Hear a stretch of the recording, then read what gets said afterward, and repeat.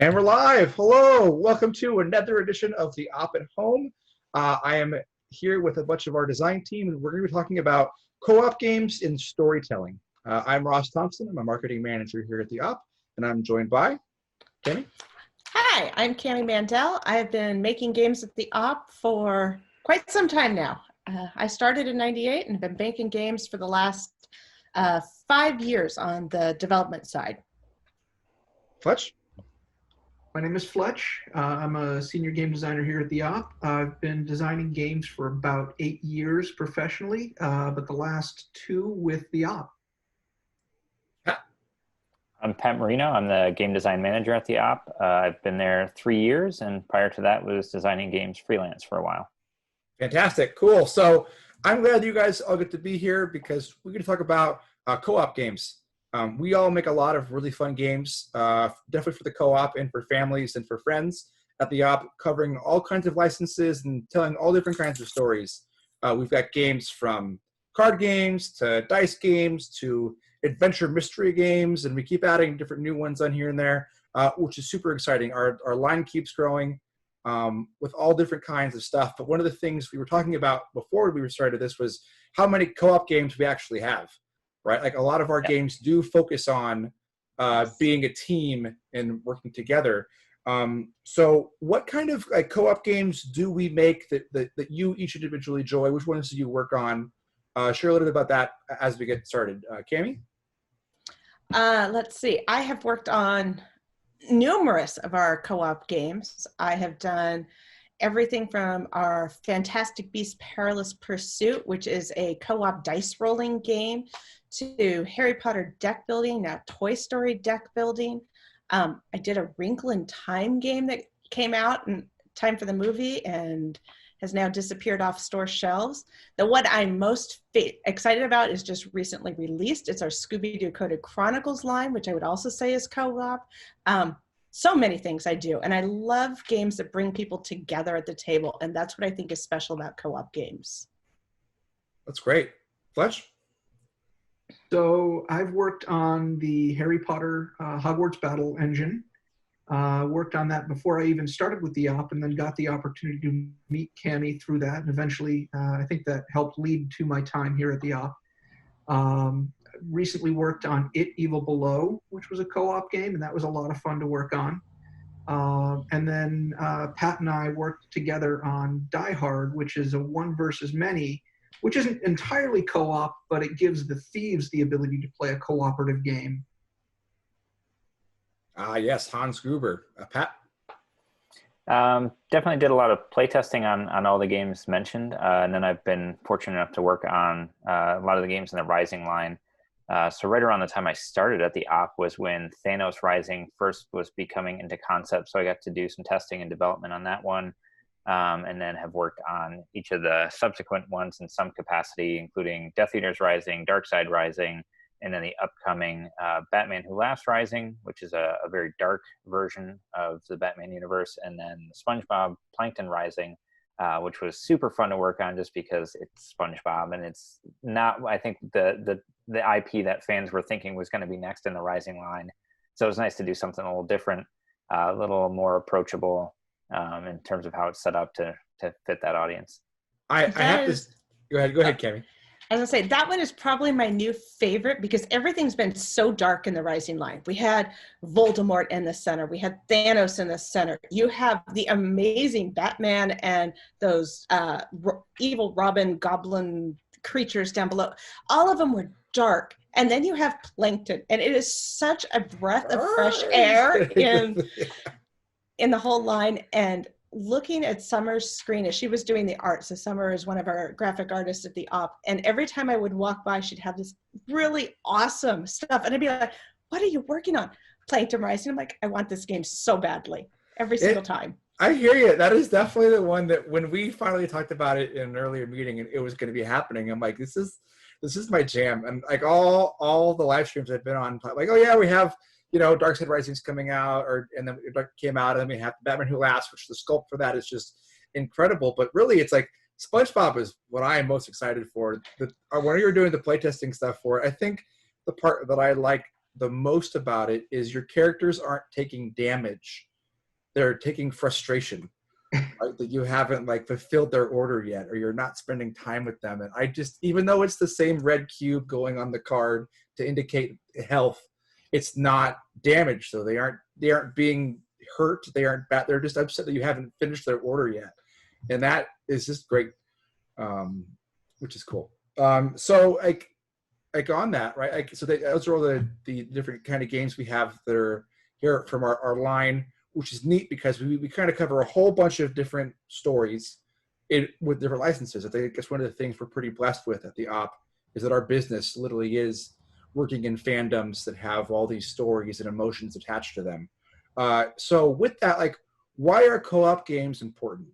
And why is it nice that we get to kind of attach licenses to co-op games and do that? Pat? I think there's a couple different aspects to it. And one of them is when you're working with IP, generally when you talk to the fans and you ask about favorite characters, there's a lot of like, well, it's the heroes, right? Everybody wants to be the good guys. And when you create a game, there's got to be a conflict. And with certain IPs and certain universes, nobody wants to play as the bad guy. So you think about like Avengers, right? Like people want to be all the different heroes.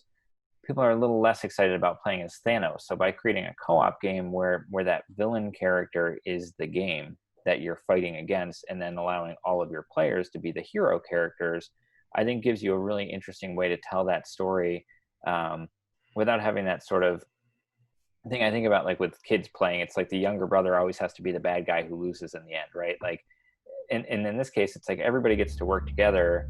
And then, you know, also for family play, of course, we're a team rather than, okay, we're all going to gang up on this person in the family because they're the best at games, and that kind of dynamic that can sometimes play out. So you get to have a shared experience that ends positively, or even if you lose, you're in it together. So you don't have those like hurt feelings in the gameplay. And I think building on that, when you have a property that has a wide palette of hero characters, or even if you're deciding that you're telling the story from the villain side, if you've got a whole lot of villain characters, it doesn't always make sense to have, especially with heroes, the heroes competing against one another. Because using the example of the Avengers, short of those first introduction stories where Thor fights against Iron Man, or Captain America when they first all meet each other, they always have a common enemy that they're going against together. So to let the players experience that common goal, I think is a really strong narrative piece for these games. I 100% agree with everything there. For me, I had, as we started doing this, my girls were a little younger. They're 12 and 14 now. And bringing games to the table, you didn't want to have one person who kind of felt, I lost big time and I never want to play that game again. And when you add that co-op element, even if you lose, as Pat was saying, you lost together and you're like, next time we're going to do this, we're going to change our strategy. And you talk about how you can build that team and that dynamic. And it adds to, just your everyday life as well. You've learned to work together and it just changes everything. So we've played a lot of competitive games lately, and there has definitely been one winner among us, and it has not been me. So those co-op games are really a bright spot in our family where we can all say, yes, we did it. Yeah, and it's definitely fun. For myself as well, I enjoy co-op games. They're nice for game night because you can everybody's going to have a chance where they get to have an opportunity to kind of do a thing in the game, right? And it's not just one person leading the way. Oh my gosh, I added to the victory that we achieved completing this goal or this obstacle. It's not just one person kind of quarterbacking their way through the game, which is kind of cool. And I think for our deck building games, for example, right? Like we're able to, everyone contributes to putting down different things on the villains as you're going through those or overcoming the obstacles. So here's just kind of an interesting question, but what mechanics do you enjoy putting into co-op games? Because you've all worked on different co-op games here at the op. Are there certain mechanics that you've really enjoyed putting in, or like different little cards that have kind of helped make it that you're like, oh my gosh, this is going to be fun? Thoughts, Kemi? So people are going to hate me for this, so I'm just going to put that out there right now.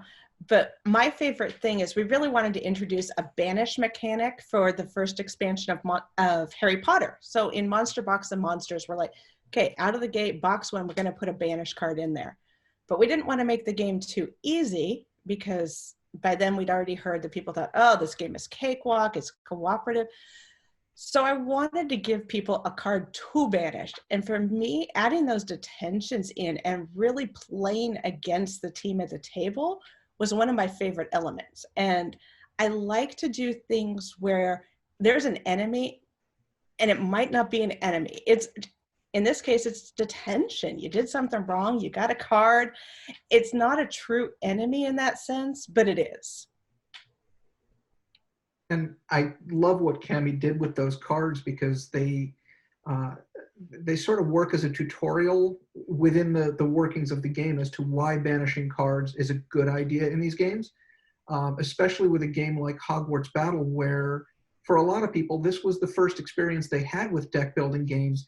They may not understand the strategic value of being able to cull cards from your deck as you go. So when Cami gave people cards that were specifically, hey, here's a target, you want to get rid of this card first, then when you have the cards to keep culling other cards and banishing other cards from your deck, you start to figure out other ways to use those cards.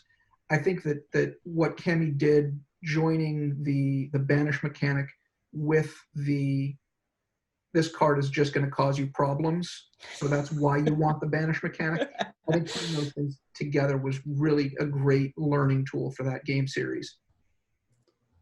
I really thought Cami was going to talk about the thing that I enjoy, which is when designing a co-op game, as the designer, you have to think as the game, right? Like you kind of have to put yourself in the mindset that you are the opponent to all of the groups that are going to play this game cooperatively, and you have to make it hard for them, right? Like there's no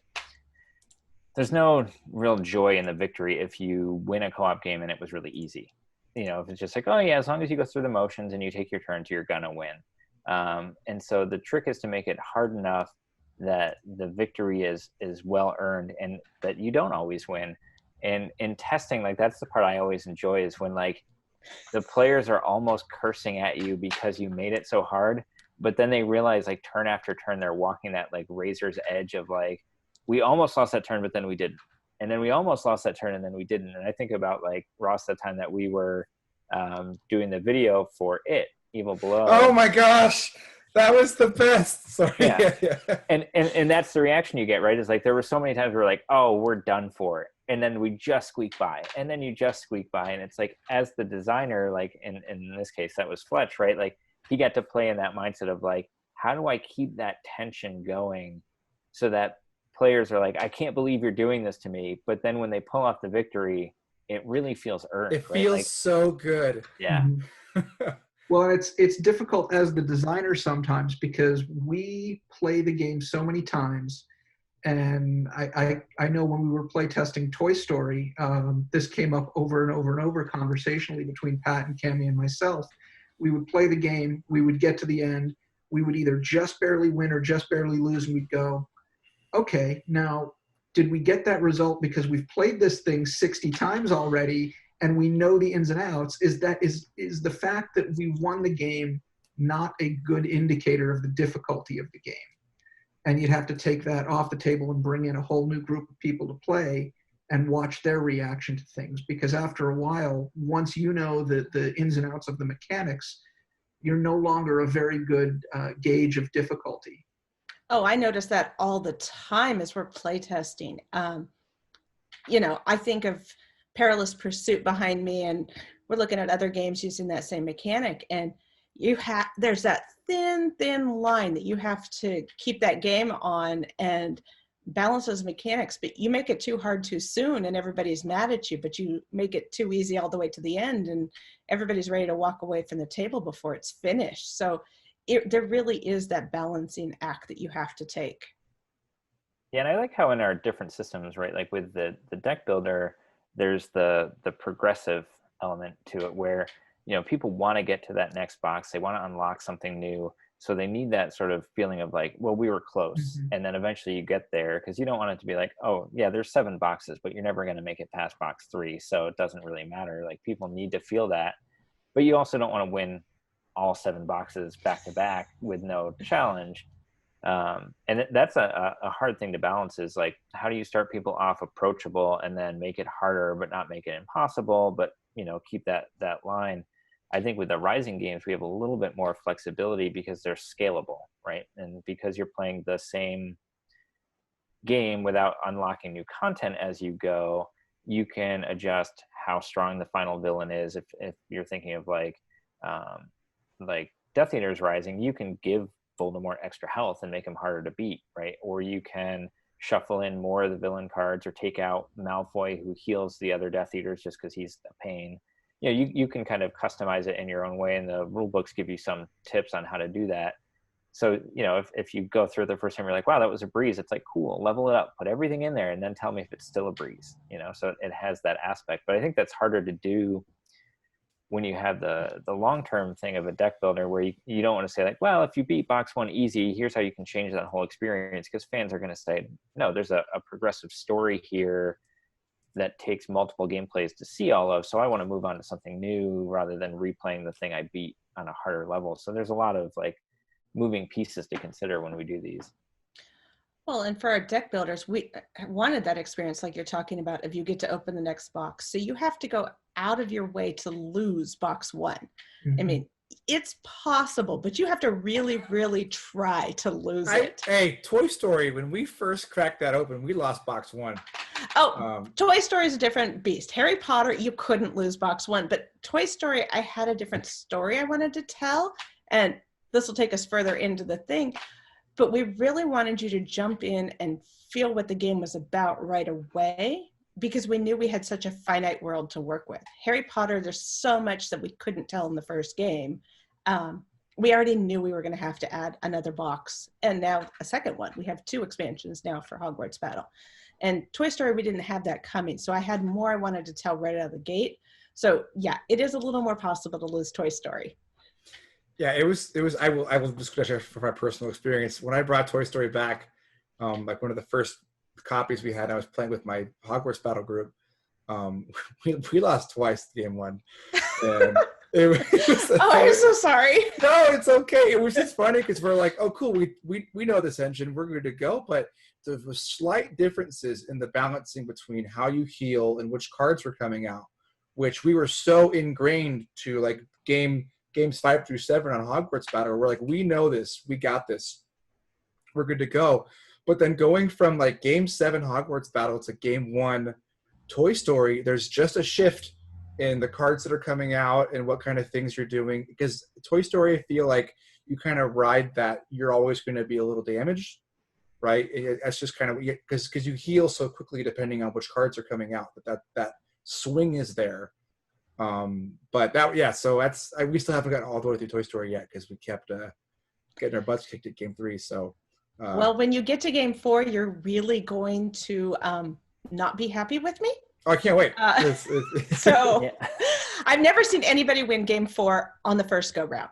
That's good to hear. It's literally going to be one of the first things we do after COVID. Well, we're going to be doing a House Cup first, but that'll be that's on the list there. So we've got to touch on a little bit, and I ran you guys through questions first, so I appreciate that you were kind of like holding back on it. But what about storytelling is important, right? Like we get to work with so many different fandoms and treasured IPs from across the board, from Marvel, Disney, Star Wars, Harry Potter, WB, like you name it, we've probably made a game for it, right?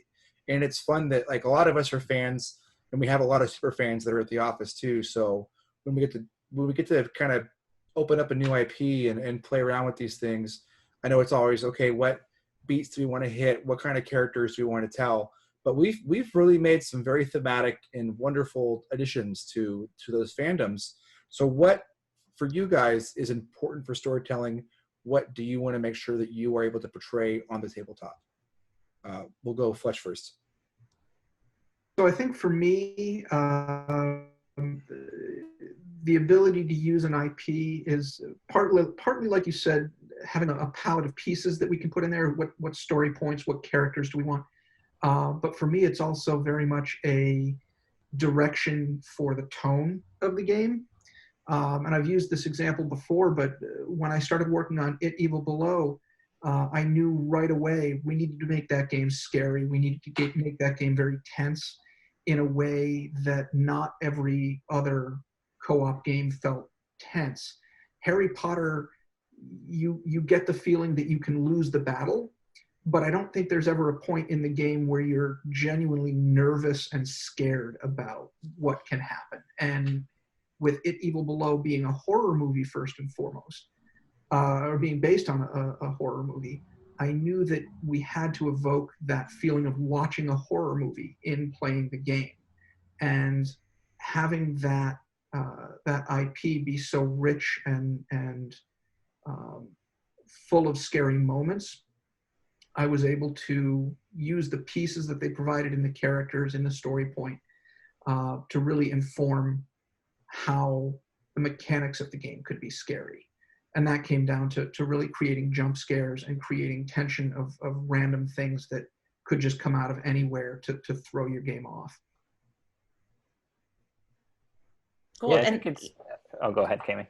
I was going to say, even the box on that game is scary. So, you're not going to see me picking that one up anytime soon. Everything about that game. Oh, I wish I had a copy. I'd pull the box to have a little balloon there. It'd be good. Oh, it's awesome. I love the packaging. They did such a great job, but it's scary. Go ahead, Pat. I think, every time we look at an IP and starting from really the line planning meeting, which is where we decide like what direction we want to go in the future, what types of games we want to make, which licenses we're excited about. There's always that first step of like, can we, right? Like, and I've had people suggest to me for the Rising line is like, you should do this game. And it's like, okay, you take an example, right? And I'll just do a really funny one just because it works. Is like Golden Girls Rising, right? Somebody throws that out and it's like, okay. Is it going to be Blanche? Who's the, sorry. Well, this is my point, right? Is you throw it out because it's like, it sounds funny and maybe it's amusing, but then you kind of go into the like, well, who's the villain that's going to go on the box? Because that's the core of the brand. You've got 32 to 40 usually cards that are the hero good guy cards that you can recruit and add to your team. Okay, are there enough characters in the IP to do that, or items that could replace characters, or in Dark Side we have like ships and droids and things like that. And you kind of start doing the technical checklist of like, can this game system work with this IP? If it's Rising, is there something, if we're going to get rid of the Infinity Gauntlet that's in Thanos, like what is that timer mechanic that's built into this version? Right. And as they're eating the cheesecake. But, if you look at like Plankton, which is coming, he's stealing the different pieces of a Krabby Patty. And so that gives you your timer aspect. So once we kind of get through the technical, you start looking at, but can we evoke the right feeling? Like, who are the characters? Who are the players playing as? And why are they doing all this stuff? Like, what is it about that story that fits this style of gameplay? And in some cases, the right answer is we need to make an original gameplay like It Evil Below to fit. And in other times it's, well, we need to add this tweak or this adjustment or this new aspect that both makes that engine feel fresh in terms of how the game plays, but also makes it thematically feel right. Of, if the Harry Potter games were like, super violent feeling, like you're just going to go box a Death Eater, and that wouldn't feel like Harry Potter, right? It's got to be about that teamwork experience and how the kids are working together and relying on their allies and their resources to overcome this challenge. Whereas like Die Hard, you can run up and punch somebody because it's Die Hard, and that feels appropriate. And I know even in that game, which again isn't a full co-op, but it's got a co-op aspect for the Thieves team. One of the things we talked about, and people have brought up like, oh, it should have been hidden identity or hidden location, hidden movement. Where is John McClane? And then when you play a version that's like that, which we kind of noodled with, it's like you've got this quintessential hero that is central to the IP, and he's invisible. And you start going like, oh, this doesn't really feel like Die Hard. It feels like the Hans Gruber game. And, without John McClane on the board, something feels off. So there's those aspects of like, what is it about this experience of watching this content in the film or in the TV series or the books or the comics that feels authentic? What are those key cornerstones? How do we create that feeling? And then how do we fit in all the right characters and the roles? Because that's always a fun debate too, of like, okay, you can only have 4 playable characters. Who do you pick? Yeah. You know, and that can sometimes be really hard. And I think, you know, as you look at sort of what we've done with the deck building series and the expansions, it's like, well, sometimes you listen to the fans when they say, why isn't so and so playable? You know.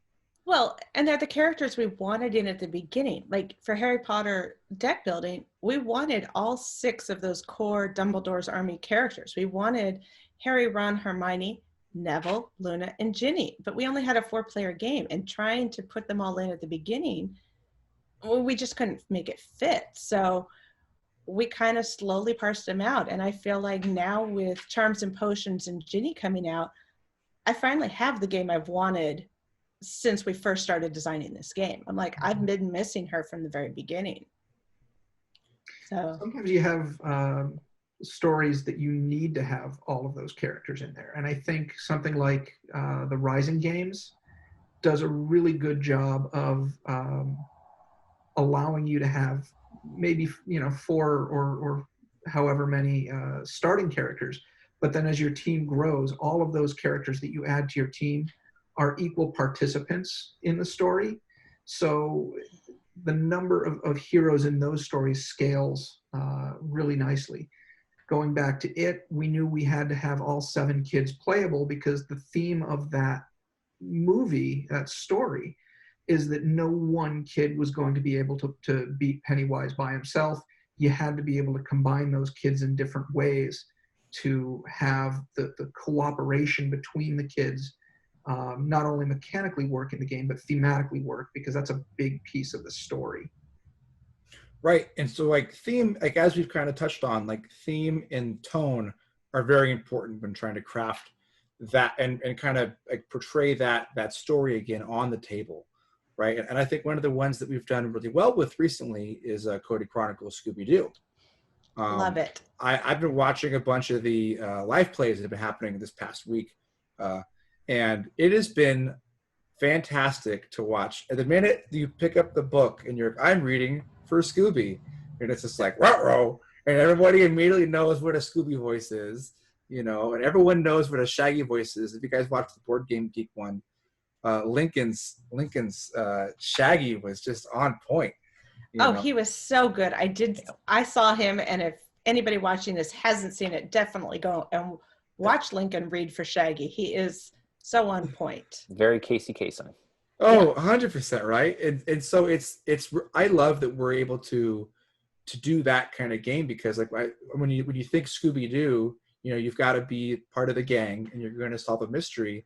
But there are certain times where it's like, okay, cool, we could just move around the board and pick up things. But this one, you're literally like solving a mystery and you're figuring out what's going on. I don't know how we could have made a better game to portray Scooby-Doo on the board. Well, this was with Jay and Sen, so Jay Fung Lim and Sam Cormier, and they did so Other way around. Other way around. Oh, sorry. It's so good. It's so good. But they did such a good job of really helping build that narrative and everything into the game. The first time we saw it, there was only one narrative book, and everybody was sad that they didn't get a chance to read. And so the first thing that came back out of that first play test out there was, hey, everybody wants to be more involved. We want this more cooperative. We want this more togetherness.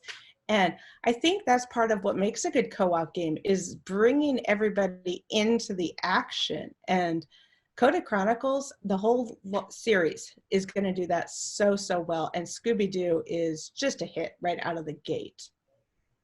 Yeah, one of the things that really stands out for me with that game is, a lot of times when we're doing IP, depending on the IP we're working with, like Die Hard is, in the sense of our game, it's based on the first film. So you have 90-ish minutes to follow in terms of story, and it's, got a long history and many fans, and you have to stick pretty true to those events, right? Because that's what the fan experience is it's limited to that. And then other IPs, you have a whole world. There's been many iterations of Batman and different stories told and different villains. So you've got more flexibility in terms of taking some creative license with what story you're telling using those characters. So thinking about even something like Plankton Rising, you've got, 15 seasons of SpongeBob, something like that are out, and each 30-minute episode is usually 2 15-minute stories. So like the amount of like creative license you can take with telling a story with those characters is pretty broad. But even then, usually we're using mechanics to tell a story. You're trying to create a feeling of like the actions you're taking, and there's like a paragraph or two in the rules that explains sort of what the premise is of why you're doing these things and why the characters react the way they do, and what the challenge is you're trying to overcome. But Coded Chronicles really takes that to this next level, because we're talking about these narratives books, and for folks who haven't seen these games yet, each character you can play as, or sometimes there's multiple books per character, is a bunch of numbered codes. And as you're solving the escape room style mystery, you're looking up these codes, and they have a block of text. And that text is read aloud to everyone playing because it's part of the evolving story that you're having. So with Scooby-Doo, you have an original mystery that feels just like an episode of Scooby-Doo. And I'm sure if you told people like, oh yeah, this was an original episode, they just modified it, everyone would go, yeah, that sounds right. I would believe you. I remember that episode. Exactly. I watched that once, right? But it's all stuff that Jay and Sen wrote for this particular game, and it feels really authentic. But you really feel the story emerge, and the character voices, and the dialogue, and things that in a Rising game. And it's nothing bad about a Rising game, but you don't have dialogue, right? So people have to bring in their own fan experiences to that, and kind of, oh, I remember, and this relates to that scene, and this character is doing this action, or their power on their card is this because of who they are in the film. Whereas the Coded Chronicles games really spell that out. Like it's almost like you're watching it as you act it out around the table with the script to read. And I think fans will see that again with The Shining. Even if you've seen the film 20 times, there's still something original about the fact that, they're not solving puzzles in The Shining, but in the game they have to for the game to work. And so it gives this new spin and new storytelling and new dialogue that the characters are having relative to this mystery they're solving. And I know for the ones that are coming in the future, there's going to be that element too, that like I'm really excited about, seeing how you take something really familiar, make it authentic, but with all this new dialogue and narrative and stuff that is on brand but fresh, so that people, like as we've said with Scooby, they play it and they go, yeah, this is authentically Scooby, and it's totally original. And with Shining, it's like, this feels like The Shining, even though I know Wendy and Danny didn't have to solve a puzzle to escape the Overlook, but it feels right that they're doing it in the game, which is really cool. That is cool. So something we haven't really touched on a whole bunch, but for another co-op game, so Quest of Yore, right? That's very much co-op, right? And I think for Pat and everybody here who's played a little bit, right, that's definitely a different take on the tabletop, because it's not a board game, it's a role-playing game, right? Yeah. It's funny, even in the rule book, we talk about the fact that as the quest master, you're part of the group. You are not the enemy of the players trying to ruin their day. You actually have the responsibility to be what we were talking about earlier, is almost like the game designer role of, you've got to keep everybody on their precipice, right? Like, it's hard, they might not make it, but then they do, right? And so you get to play that out in real time, and how you do that. But that's also another storytelling piece where we get to enter the universe of Pixar's Onward, but go to the time of yore, long before the time of the film, about 600 years prior, when magic was still running all over, and adventurers were going on quests, and it was very classic role-playing fantasy adventure. And you have this whole original story that's 11 chapters plus a tutorial chapter, so sort of 12 segments of original story that you get to experience within a world you've seen on the screen, but a fresh take on it. And that's been really, really exciting to work on. And Ross, I know you've been playing in our test group, and going along with that, everything from character creation up through battling various adversaries that we won't talk about because we don't want spoilers. But yeah, I cannot wait.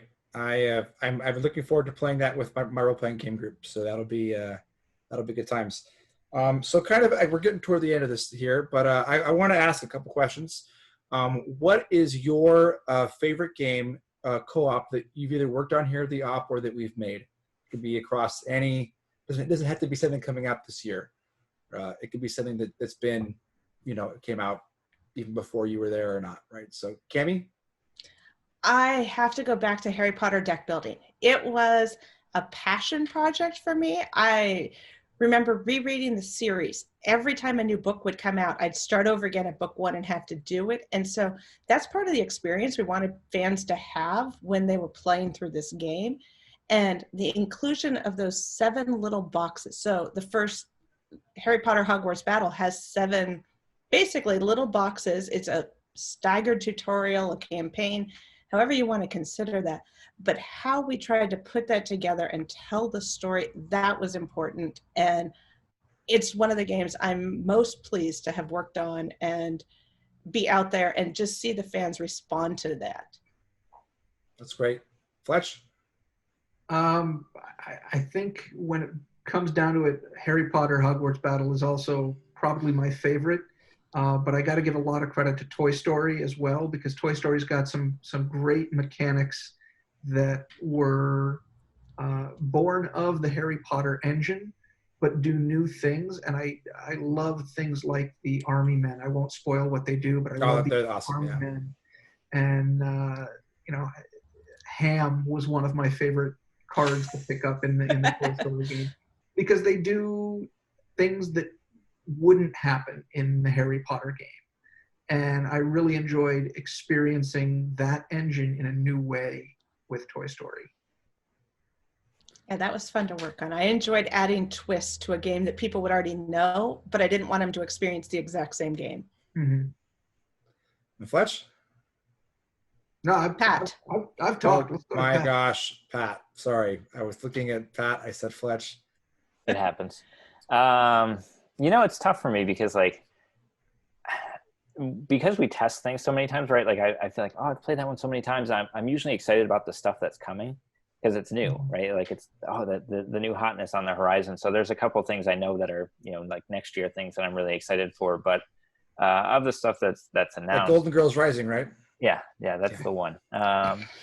No, I mean, I love the Coded Chronicles series, but once you've played them, you can share them with a friend and pass them along. But for the ones I like to come back to, I feel very pleased to have a copy of Dark Side Rising, because that's one that every time I've played it, it's been that like razor's edge of like, and sometimes to the point of like being like, should we even keep going? We're going to lose. And you always keep going, because there's that comeback moment where it's like, oh, we were done for, and then we came back and won the game.